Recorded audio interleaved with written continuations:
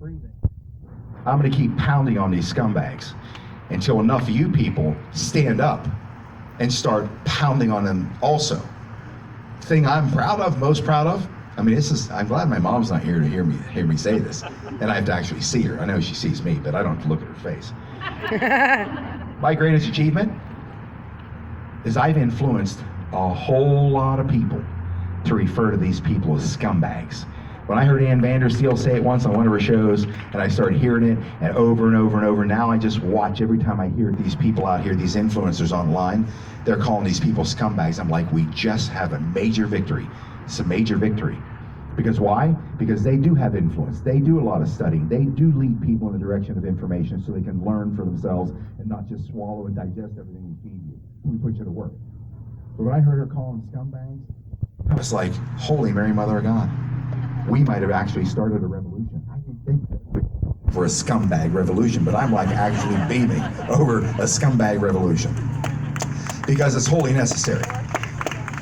These people in the power structure, the mega mansion preachers, the reason I'm bringing them up, because Madison Marquette is now disclosing, I just was with her 2 weekends ago, disclosing the mega mansion preachers who were trafficking her, raping her, brutalizing her. Oh, God. Billy Graham, Franklin Graham.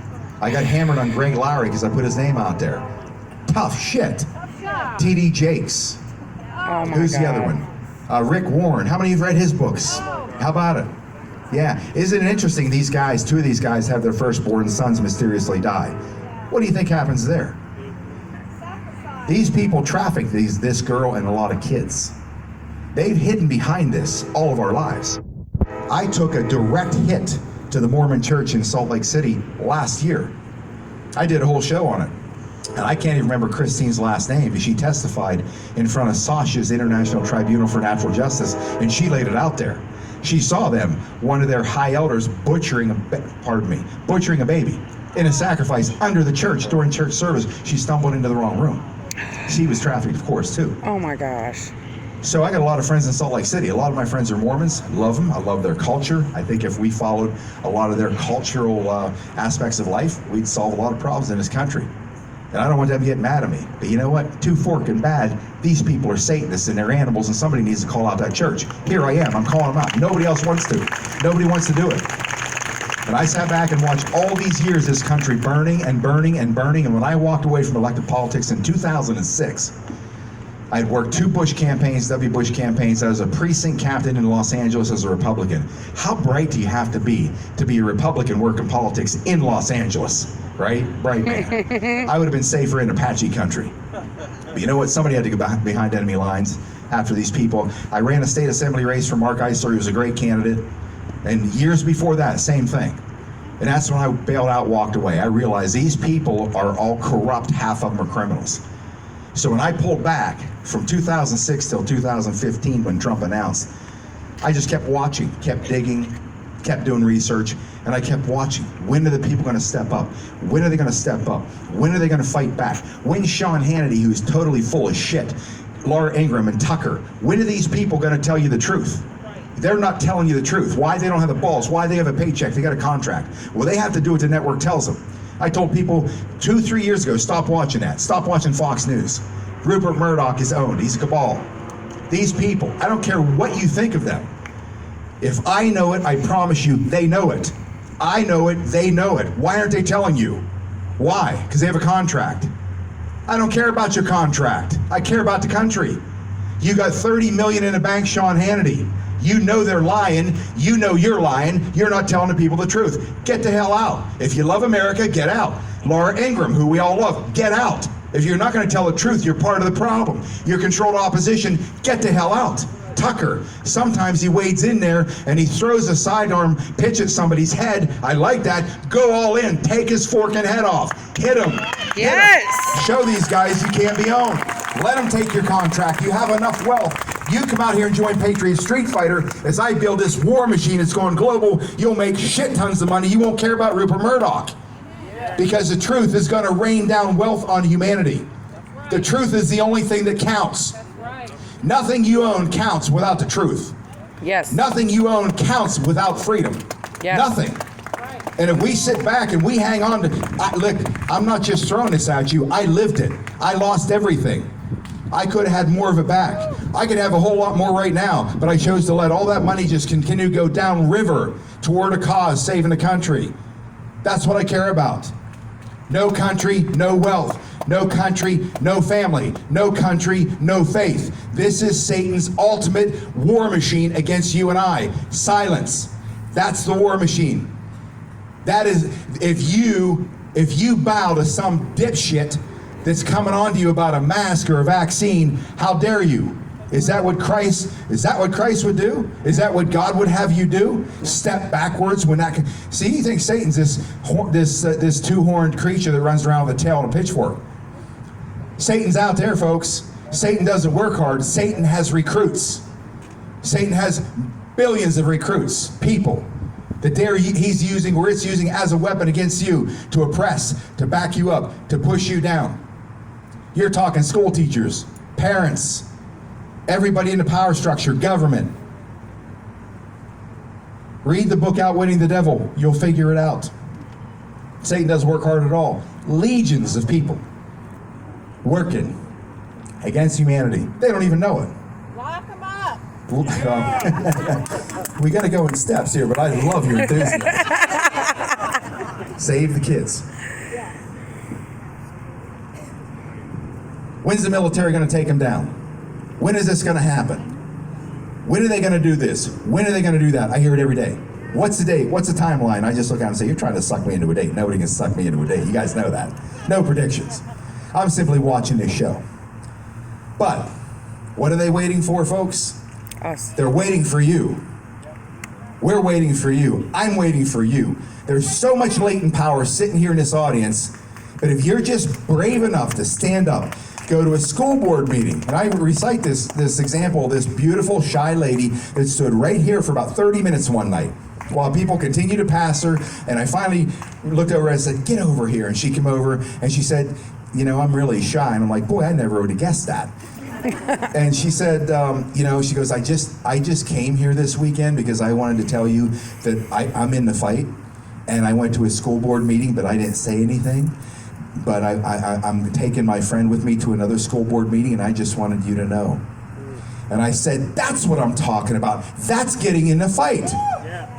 And so I put my hand up like this to high five her, and she put her arm up, and boom, I nearly dislocated her poor shoulder. And when she recovered from that, she still had that excited look on her face. I said, let me tell you what's going to happen. I'm predicting your future. You're going to go to 3 or 4 or 5 of these, and you're going to get so sick of listening to the bullshit that these idiots who are on these school boards that have nothing else to do, that need to feel important in a position of power, that bring this crap forward because they want to be different. They want something radical that gets people's attention so they can stand up there, tighten their tie, or straighten out their skirt and say, look at me, look what I'm doing. I'm advancing humanity. You're gonna get sick of it.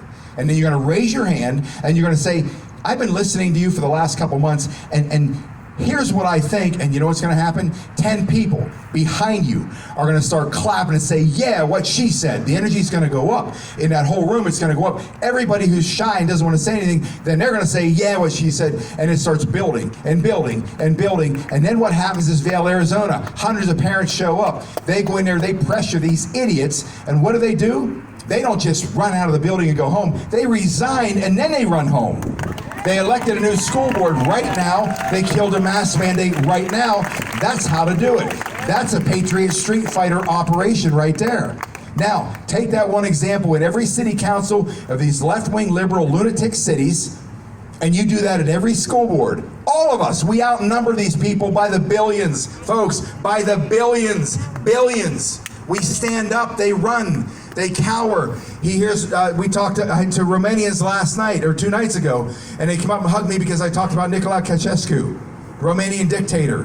When this whole thing exploded, when those gates of that palace came down, I remember watching the footage. I was fairly young when it happened. All these guards take off. They're running for the palace. What's happening at the palace? They see who's coming, we the people. They have had enough of this brutal dictator, and these people couldn't even get the helicopter off of that roof because so many people were on it. They were kicking their friends in the face, smashing their fingers when they were holding on to the skids to try to get them off the helicopter to get out of there. What did the military see? It's time. It's time. They took him out, tried him in somewhere remote place, shot him in the head, hung their bodies up in, forget what city, hung them upside down in town square, give a bunch of sticks out or whatever they did so people could take out their frustrations on these corpses like piñatas. What happened? What happened? The energy field. Somebody yelled out, then somebody else yelled out, another, and then I talked to friends who were there, everybody started to yell. Before you know it, it translated into a forward movement on these gates, grabbing onto them. They would have never done that. They'd have been shot in the head. And they started pushing and rocking. And then what happened? It came down. What's next? Everybody's in the temporal field, a full sprint to that palace to end it. That's what we got to do. These people don't have power, folks. This is your idiot neighbor. The person you grew up with, you knew him in junior high, you knew him in high school, they got elected, they go to these ivory towers, they're in these buildings, now they step out of them. Nice pantsuit, nice suit on, tie. You look at them, wow, look how far they go. Look how powerful they are. They built these massive structures to give you the impression that they're powerful so you don't go up against them. They're being controlled by those people. They need to keep you at bay. And when you start treating them like this shithead neighbor that used to be yours who now got elected, you treat them like that, like they deserve, which they all do, what happens? Their power's gone. When you have the humans, if you understand human biochemistry, when this kind of energy frequency starts hitting a cell, it's going to respond to this. Every cell in the body is going to be responding the same. And what is that? An oppressive, intimidating force. It could just be your thoughts. It doesn't even have to be a voice. It doesn't have to be a look. Everybody in here has this conscious thought. We are taking you, one person out here, we are taking you down. Today, we're taking you down. It's the conscious realm. It starts coming at this being, this creature, and every cell starts getting hit with this barrage, and knows one thing, something that it's never had to experience: backing up, backing down, walking backwards. These people have never had a fight. Cordy Williams told me in California, 167 seats they're run unopposed in San Diego County. 167 seats run unopposed is one county. Multiply that by the thousands of counties around the country. We don't show up, folks. We don't show up. They walk in by default and they take over and they start raining down oppression on you. All we have to do is show up. They're dead. We bury the power structure. That's why I'm out here on the road, to get you people to understand what your power is collectively. One spaghetti stick is easy to break. Grab a whole box and try to break them. It's impossible for some people. That's what you have to become. We are one. Do you understand this? Yes. Every one of us light beings, and I'm going to finish with this, are tethered to each other. The darkness are probably tethered to each other there too. But imagine this happens one day, and it's what can happen because we are light beings.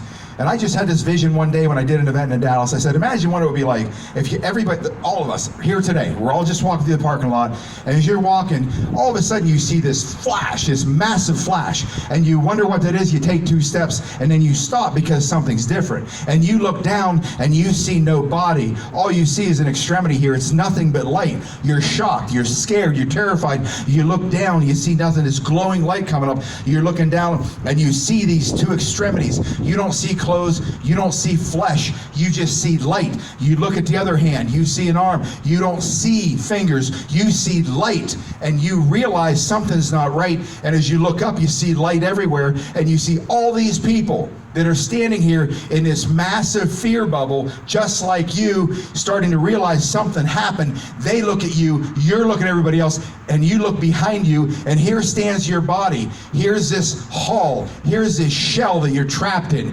Here's this insecurity. Here's this programmed mind that you're in, this light being. You stepped out of it because a big flash hit from our ascension being the sun, releases it. Everybody walks out of that wreckage, and as everybody looks back at their body, and they see it standing there, and they look at this, and they realize how much better this is, and as they connect with everybody consciously, all of a sudden these light tethers start tethering to every one of these light beings. You're now tethered to everybody. Everybody else is tethered to each other because we are one conscious light thought. As we recognize that, all these shells just start to fall to the ground, just like a Wicked Witch of the East and Wizard of Oz. And at that point, now you're completely free to be exactly what you are. Remember that. mindset that I just put into your brain. Think of what it's supposed to be like for us. Because once we step into that world, we don't see black. We don't see white. We don't see short, fat, pretty, stupid, ugly. We're always going to see milk toast pussy Democrats. I don't know how we get into that, but there's always a caveat. But all I can say is, once we get rid of all of this racism and division was built into the plan. All of it. Amen. Was built into the plan. This is very specific. They know what they're doing. And I'll tell you who my hero is. When I point him out in the crowd, it's not very many black people here, is there? Not very many black people. There may be one or two here. I will find you. And you're going to get a hug, because every time I find one of our black brothers and sisters, I give them a hug. I say, you know, when I stand up on the stage, people think I'm a hero. And I assure you I'm not. You're the hero, because you're going up against an entire race of people in this country that think you're an Uncle Tom and you're a traitor to their community. These people inspire me. And you know what happens? You bet. But we are rescuing our black brothers and sisters. They've been bullshitted, and they've been screwed, and they've been buried by the white man. They have been buried by the white man since the Civil War, and they've been buried by the white liberal Democrat. That's who buried these people. Malcolm X said the same thing. We are going to liberate these people from the mindset. Everywhere I go, there are more and more patriot street fighters of our black brothers and sisters. I spent some time, because of Sasha, with some Lakota people, Lakota Indians this past weekend. It was kind of nice because I come from a Cherokee tribe, and I was able to do something that I won't mention here, but I know it's going to make a big difference on their reservation. And to be able to look at people, listen to a man's prejudices he dealt with, and listen to him cry, that's what wrecks my heart for humanity. None of us deserve this.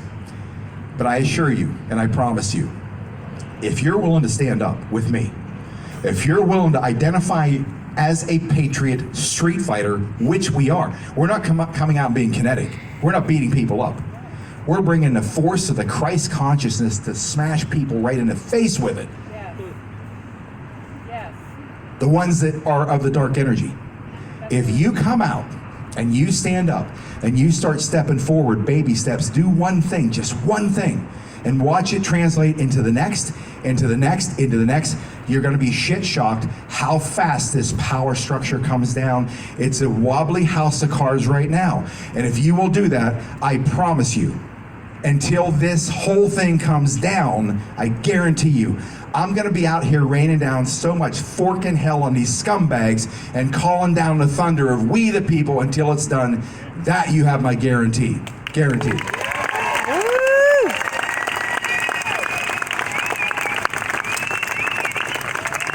So I want to bring up a very special person. It's number 2 on deck. All I can tell you, folks, is that the two unlikeliest of human beings coming together in an operation to bring this whole thing down, not just in the United States, but worldwide, is probably the most astonishing development in my life. Many of you know who this man is. You've watched him from afar. You've watched how he's influenced world politics. You've watched how he is associated with the highest levels of royalty on the planet. And I probably